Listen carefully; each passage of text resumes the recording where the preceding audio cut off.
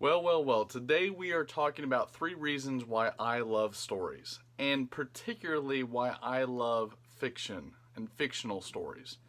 And these three are 3 of my reasons, and they're not the only reasons, but I've got to save some room for some later episodes. So let's get started. The first reason why I love fiction, and probably why I was drawn to it from the very beginning, was, and to go to an example, like Les Mis, right? Les Mis, that classic book. Good fiction teaches us a little bit about ourselves and about the world around us and about other people. And it doesn't have to be quite like Les Mis, but I think Les Mis really encaptures that. And if you haven't read Les Mis, it's okay to read the unabridged version. We're talking 1,500 pages. We're getting into Stephen King's territory there. But with Les Mis, you learn about the human condition. So we have the main character, Jean Valjean, and he is imprisoned for stealing bread because he was hungry. And so he's criminalized and then hardened within the hard labor. He actually becomes a darker person because of his imprisonment. And when he finally gets out, he ends up stealing from a priest who's helping him, and the priest then forgives him for stealing from the priest after he'd helped him. And this blows his mind. And in fact, the priest says, "I redeem you, I buy you back, your soul is no longer yours, now go and live like a free man." And so you see Jean Valjean's transformation and how he starts to live like he's supposed to, and how that changes things. And then, on contrast, the juxtaposition is you have Javert, who's the constable, who lives by this code of justice. And he's obsessed with justice, and everything is black and white, and he cannot understand and comprehend a man who was a criminal and who has now turned his life around. How is that possible? It's a fake. It's a fraud, right? And so we're able to start to look at how we might see society, how we might view someone who has turned their life around. Or maybe we don't think we can turn our lives around, or that we can be redeemed. And so we're able to see this, and more than just talking about it and saying you have worth, you have value, we actually get to experience it like life. Because I know that myself, I don't think the same way that I did 5 years ago. I don't think of myself the same way. I don't think of other people the same way. And so when we go through Jean Valjean's transformation, we see his life and we see the change. And so it's almost as if we're experiencing his life experiences, even though we've never experienced them, and we get to grow in the same way that he grows, and in the same way with Javert.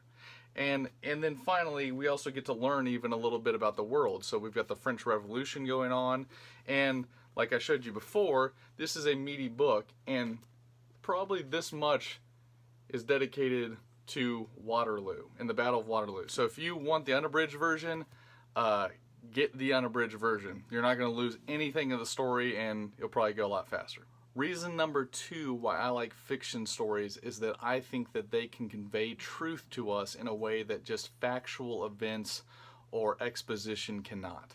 So if we take a look at Tim O'Brien's The Things They Carried, Tim O'Brien is a Vietnam vet, and the character in this is named Tim O'Brien. But it is totally fiction, in that the events that he writes about in this book did not happen, but he writes them so that you can actually understand the truth of what he was experiencing and feeling during Vietnam. So, spoiler alert, at one point he writes a story about when he was drafted for Vietnam, and he runs away and he ends up at the Canadian border. And he ends up being taken in, and he's staying and working for this older man. And one day the older man takes him out on a boat into a lake, and he takes him to the far shore. And that far shore is the Canadian territory. And so the man takes him right there, right to the edge of the shore, and just kind of sits there, almost as if saying, if you want to, you can run away. If you want to, you can get to the Canadian territory. You don't have to be drafted and go to Vietnam. That story never happened to him. but that's actually how he felt. Like he was right in between these two decisions, and he could run away or he could go. And if he just told you what his actual experience was, it wouldn't have the same power and the same depth. And so I love fiction in that it can actually take us to a truer point in ourselves, in emotions, relationships, events, than the actual or factual moments and information could in and of themselves. And so that's number 2 why I love stories, particularly fictitious stories. Number 3, I'm going to cut to the chase. Number 3, I want to be entertained. So with Preston and Douglas, 2 of my favorite authors, they write the book called Beyond Ice Limit. This book does not talk about the Revolutionary War. It's not talking about Vietnam. It's not talking about these deep, in-depth virtues in our lives. It's talking about a alien creature that grows underwater and is a monstrous creature that has to be stopped. And it's creepy, and it's scary, and it's thrilling, and there's no plausible way it could happen. And who cares? Because it's a lot of fun. It's one of my favorite books. It's an absolute blast. And I think of this as the same reason why there are 8 Fast and Furious movies. And there's going to be 9, and there's going to be 10. And even though the main character, the actual actor has passed away, they keep going because they're entertaining. We know they're not great cinema, and we don't care. It's fun to watch a car take out a nuclear submarine in the middle of in the middle of Russian Arctic. It can't happen, who cares? And so that's the third reason why I absolutely love fiction, is because it is entertaining. It is a way to escape. And you also get the first 2 where you can learn a little bit about yourself, about other people. You can learn about the truth. And so those are 3 of the reasons. I won't even say top 3 reasons, but why I love fiction, why I love stories, and why I think anybody can find something that they enjoy. So I hope you like the video.